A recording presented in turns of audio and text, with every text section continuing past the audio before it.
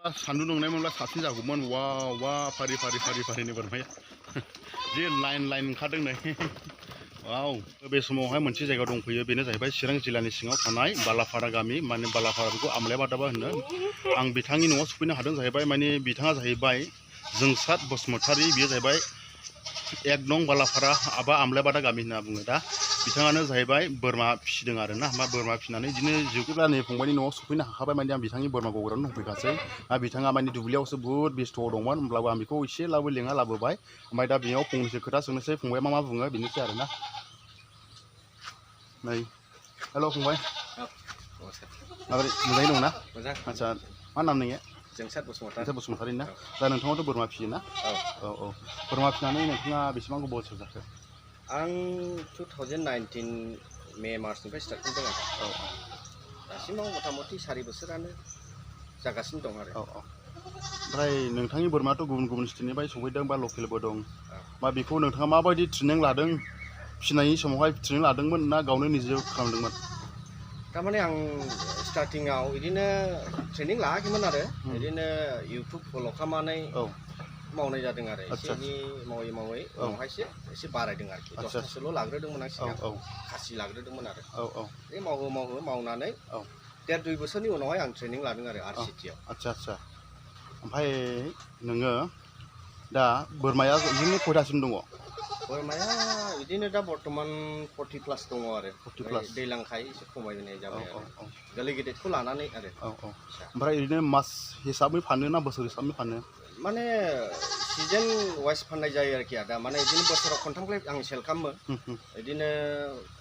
माने मालाबा मासाव 10थाबो जायो मालाबा मासावहाय मासेबो जायो मालाबा मासावहाय बिदिनो फाननायबो जाया आरोखि बिदि जायो ओमफ्राय ओरैनो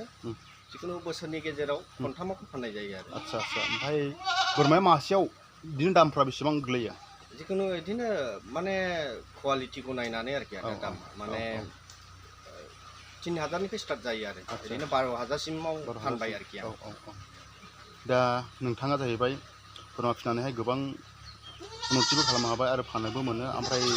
दा नोंथाङा दि बे बोरमा फिसिनायनि बिसय माबाफोर सुबिदाफोर मोनदों नामा सरखारनिफ्राय सुबिदाथ' मोननाय जायाखै आदा जिखुनु उनफ्राव नायनि मा जायो ओमफ्राय नोंथाङा बिदिनो बोरमा फिसिनायनि मानायनि सार्टिफिकेटफोर मोननो हादों नामा जिखुनु माने आं सिमोनहाय जोंनि कृषि बिगियान केन्द्रनिफ्राय आं बेस्ट फार्मारनि एवार्ड मोनदों आरो सिमोन थांनाय बोसोराव ओमफ्राय देग्लाय स्टेटनिफ्राय फैदों स्टेटनिफ्राय मोनसे मोनदों आरो बेस्ट फार्मारनि नैबे 2023 दा खननै मोननाय जाबाय आरोखि आं एवार्डखौ आदसा जोबोद मोजांनि बाथ्रा बिथाङा जाहैबाय बोरमा फिसिनायनि गेजेरजों माने बयजोंबो सिनायजानाय माने चिरांना मा नं अल आसामनिफ्राय मोनसे मोनबाय आरो आसामनिफ्राय बिथाङा सार्टिफिकेट मोननो हादों आरो स्टेटनिफ्राय मोनसे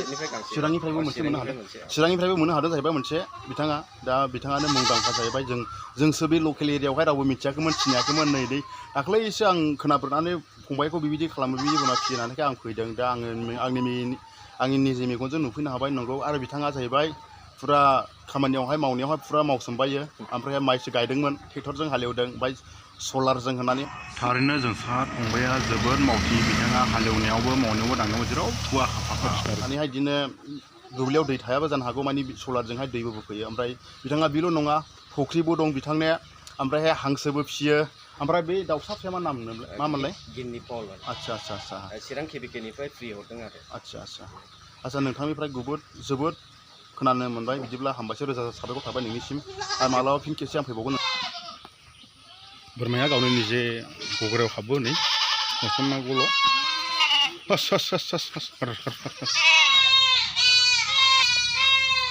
आरो नैबेयावहाय हांसोबो फिसिनाय दंबावो फुख्रि दं बेजों लोगोसे गुबुन दाउसाबो दङ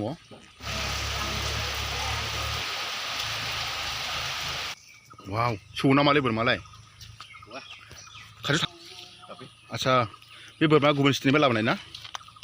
बुस्थुआथ' सफैनाया माने बाहेरानिफ्रायनो सफैदों ओमफ्राय आं थांनानै लायाखै आरो एसे अख्रादबलै दे आं हमनोसै बोरमाया एसे अख्रा सौनो नागिरो ओमफ्राय हाबजागोन ना माने हाबजायोना बुंनाय नङा ना मा नाम होनो बे बोरमानिखौलाय सिर'हि ना